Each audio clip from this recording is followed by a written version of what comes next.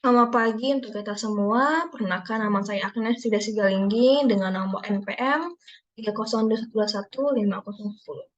Ini saya akan mau presentasi untuk tugas saya, yaitu untuk ujian akhir semester dengan mata kuliah Hukum Ekonomi Islam.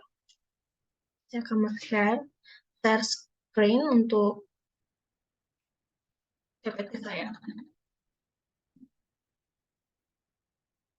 Di sini saya membawa tema yaitu Foreign Exchange, yaitu Forex menurut syariah.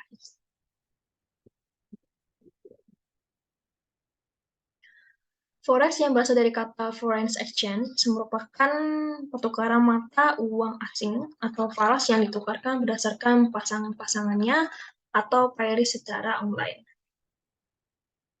Perdebatan mengenai halal atau haram forex ini sebetulnya sudah diselesaikan dari fatwa Dewan Syariah Nasional yaitu MUI dengan nomor 28 garing DSN strip MUI garing Romawi 3 garing 2 tahun 2002 tentang jual beli mata uang yaitu alsa.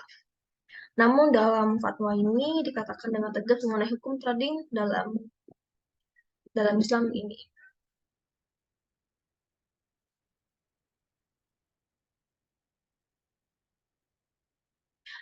Dalam fatwa ini hanya disebutkan mengenai trading forex yang dalam arti umum di mana transaksi jual beli uang prinsipnya diperbolehkan dengan ketentuan seperti yang pertama, tidak untuk spekulasi atau untung-untungan.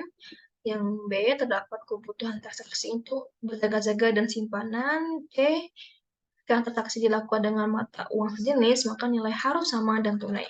Atau kabut.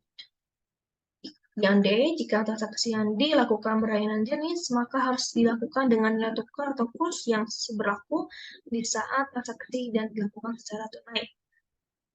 Dan yang E, aman, belasan dari jenis alat tukar, yakni dirham, dinar, rupiah, dolar, dan sebagainya, atau berupa barang yang ditimbang.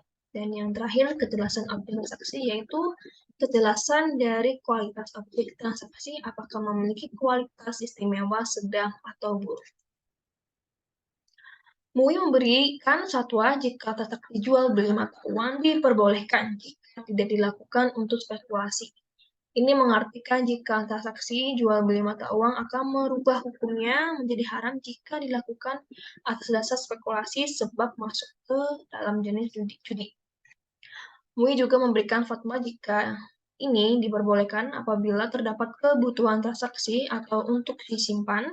Ini mengartikan jika kebutuhan transaksi muamalah seperti traveling, membayar hutang dalam Islam pada orang asing, dan sebagainya bukan dilakukan karena sengaja mencari keuntungan dari perubahan nilai kurs tersebut. Madratnya, jika jual beli mata uang yang dilakukan hanya untuk mencari keuntungan, maka hukumnya adalah haram. Namun, trading forex yang dilakukan selalu memiliki tujuan untuk mencari keuntungan dari perubahan nilai mata uang tersebut dan tidak pernah bertujuan untuk simpanan. Dengan ini, maka bisa disimpulkan jika trading forex hukumannya adalah haram. Ini macam-macam untuk FX, salah satunya adalah FX spot, yaitu istilah spot atau semerta tidak bermakna pertukaran uang mata uang berlaku pada hari pertukaran yang sama. Tempo selama 2 hari bekerja telah ditetapkan sebelum kemasukan teknologi canggih dalam pertukaran asing. Maklumat kedua pihak yang mengurus niaga perlu diproses selama 2 hari untuk memeriksa data transaksi. Kiranya berlaku kesilapan semasa penyerahan mata uang, maka denda akan dikenakan kepada pihak yang berkenan. Itu syariah utama dalam FX spot ialah mekanisme KAAP yang digunakan dalam urus niaga FX spot. Hadis Nabi SWT dengan jelas menunjukkan KAAP perlu dilakukan dengan segera sebelum kedua pihak berpisah daripada majelis akad. Mayoriti ulama kontemporari berperpandangan KAAP di dalam hadis ini perlu dilakukan oleh penafsiran urus perniagaan karena syarat dan bahasa bahasa tidak memberikan penafsiran terhadap Kaab. Mereka menganggap kelewatan Kaab dalam FX Spot diterima sebagai penafsiran Kaab dan ia tidak dapat dielakkan apabila memasukkan pasaran pertukaran asing. Dengan itu, teori ulama berpandang FX Spot adalah harus dan ia bersesuaian dengan syarat yang memudahkan urusan manusia. Urusan niaga selanjutnya FX Forward. Urusan niaga FX Forward ialah dua pihak pertukaran mata uang asing tertentu di antara satu sama lain berdasarkan kadar pertukaran yang disetujui untuk diserahkan selepas daripada 2 hari atau melebihi tempo pengesahan bagi FX Spot. Manakala isu syariah utama dalam FX Forward ialah kelewatan serahan kedua mata uang yang melebihi tarif FX Spot seperti sebulan, 3 bulan, 6 bulan, dan sebagainya. Mayoriti ulama kontemporari menganggap tempo kelewatan Kaab dalam FX Forward tidak diterima sebagai Kaab yang segera. Ia berbeda dengan Kaab dalam FX Spot yang mendesak keperluannya. FX Forward juga digunakan untuk melindungi nilai, namun struktur FX Forward mempunyai elemen yang menyalahi peraturan syariah. Justru itu, mayoriti ulama berpandang bahwa FX Forward adalah haram karena melanggar peraturan asaf yang ditetapkan oleh syariah. Dan yang terakhir yaitu FX Swap. FX Swap kerap digunakan oleh institusi keuangan untuk melindungi perdedahan risiko dalam pasaran hadapan karena uang yang digunakan tidak terdedah kepada risiko turun naik mata uang. Dana jangka pendek mudah diperoleh melalui urus efek swap karena ia melibatkan urus niaga yang ringkas. Selain itu, bank asing tidak perlu risau akan kehilangan uang yang dipinjamkan dan risiko uang dilindungi. Bagi negara yang mempunyai keuangan yang ketat terhadap aliran keluaran modal, urus niaga efek swap adalah cara untuk mengelak daripada memperuntukkan perundangan karena uang yang mengalir keluar akan masuk kembali ke dalam negara. Ulama juga mengharapkan urus niaga FX Swap karena mengandung terlalu banyak isu yang penyalahi peraturan arsaf seperti tiada Kaab bagi mata uang yang ditukarkan, penjualan mata uang yang tiada dalam pegangan, persyaratan kontrak kedua dalam kontrak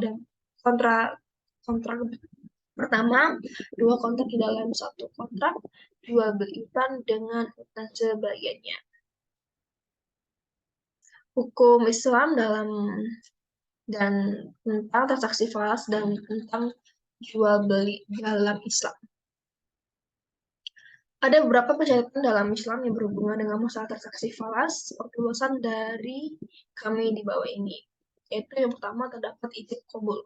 Transaksi falas harus dilakukan dengan adanya ijab qabul, yakni perjanjian memberi dan juga menerima.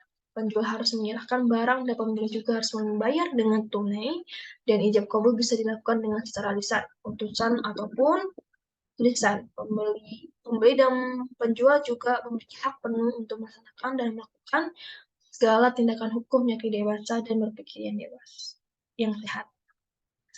Yang kedua, memenuhi syarat transaksi jual beli. Transaksi falas yang dilakukan juga harus memenuhi syarat yang dijadikan objek transaksi jual beli. Barang tersebut harus merupakan barang suci dan bukan barang yang najis, serta bisa memberikan manfaat. Bisa diserah terimakan dan bisa dijual atau dibeli oleh pemiliknya, atau kuasa atau izin pemiliknya. Selain itu, barang yang sudah ada di tangan apabila barang tersebut didapatkan dengan imbalan. HRS Muslim, yaitu emas dijual dengan emas, perak dijual dengan perak, gandum dijual dengan gandum, syair yaitu salah satu jenis gandum dijual dengan syair, korma dijual dengan korma, dan garam dijual dengan garam, yaitu dengan takaran atau timbangannya harus sama dan kontan. Barang siapa yang menambah atau meminta tambahan, maka ia telah berbuat riba. Pemberi dan penerima dalam hal ini sama. Dan yang keempat yaitu Al-Bukhari dan Muslim, yaitu janganlah engkau menjual emas ditukar dengan emas, melainkan sama dengan sama. Dan janganlah engkau melebihi salah satu dibandingkan lainnya. Janganlah engkau menjual perak ditukar dengan perak, melainkan dengan sama. Dan janganlah engkau melebihi salah satu dari dibanding lainnya. Dan janganlah engkau menjual salah satu diserahkan secara kontan, ditukar dengan lainnya yang tidak diserahkan secara kontan. Dan yang terakhir yaitu Imam Malik dan Al-Baihaqi, yaitu dan bila ia meminta agar engkau menantinya sejenak hingga ia masuk terlebih dahulu ke dalam rumahnya sebelum ia menyerahkan barangnya, maka jangan sudi untuk menantinya.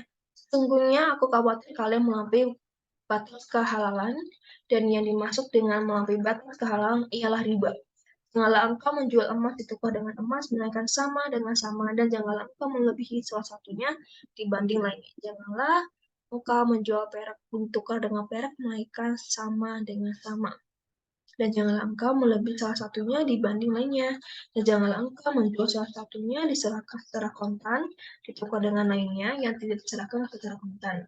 Janganlah engkau menjual perak ditukar dengan emas, salah satunya tidak diserahkan secara kontan, sedangkan yang lainnya secara kontan. Konsep pertukaran uang menurut syariah. Syariah menetapkan peraturan khusus bagi pertukaran uang dengan perpadukan konsep asas, yaitu pengertian asal menurut mayoriti ulama daripada mazhab Syafi'i, Hanafi, dan Hanbali ialah jual beli mata uang dengan mata uang sama, ada sama jenis atau berbeda jenis. Contoh, jual beli sama jenis seperti pertukaran emas dengan emas dan pertukaran perak dengan perak. Manakala jual beli berbeda seperti pertukaran emas dengan perak, arsaf termasuk dalam kategori jual beli dan tercakup pada rukun jual beli yang ditetapkan. Akad asaf yang tidak memenuhi rukun adalah safits atau batak di sisi syarat. Rukun jual beli terdiri daripada 3 rukun, yaitu sigaf, lafaz semasa akad, akidan penjual dan membeli, dan makuh adalah mata uang yang ditukarkan. Syarat tersebut ialah pertukaran mata uang sama jenis memerlukan persamaan, yaitu tamatul, kuat inti karena lebihan kuat inti yang wujud dalam nurus niaga itu ialah riba alfat yang diharamkan syarak. Setiap pertukaran mata uang sama jenis atau berbeda jenis perlu dilakukan kaab sebelum berpisah daripada majelis akad.